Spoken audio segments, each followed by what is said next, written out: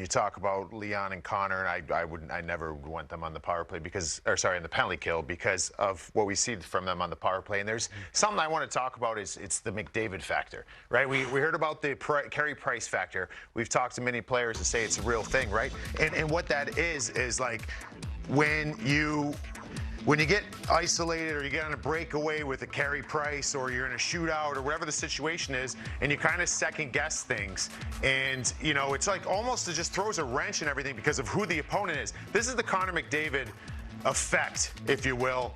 And I want to get this from the game angle at some point because we talked about what a ridiculous move. But I feel like it makes you think ahead of schedule. Is this the, yes, okay. So here's what we got here. We got Connor here. Connor's going to start fading away. Go roll this forward. And he's going to get the puck right here and pause it right there. So you're going to have Sam Steele coming up, and he's going to get to a point where Connor, and the big thing is Connor's not stationary. He's moving all over the place. And you said it before, B, how often we see him kind of go around. He goes around and circles the ice. So when Connor McDavid's circling the ice, you're watching the puck, and all of a sudden Leon sneaking behind you.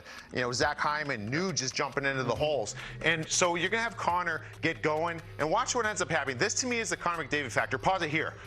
So I think that he sees him beat. You're going to hand him off here to Miro Heiskanen. And Miro is, we talked about him ad nauseum. Like this guy has been the best defenseman, I think, in the playoffs. He's world class. I put him up there with Cale Makar. He's the best defenseman in the world. And what ends up happening here is I see, bring it back just a little bit, a little smidge. Right there, pause it there. Right here, we're fine, right? I think he's trying because he knows he's got a runaway train here in Connor McDavid, and he wants to jump the play. So watch his feet. As soon as his feet turn facing the goal line, he's in trouble. That's recognized by the human processor, and he's going to cut in. Roll it forward slowly.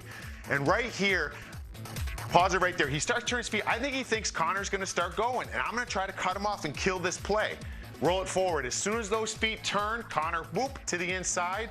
And this is just ridiculous. Absolute ridiculous play. And again, to the point, as we roll to the next clip, I don't think Miro responds that way if it's not Connor, because this guy's such a good defenseman. You know what I mean? I think you're 100% right.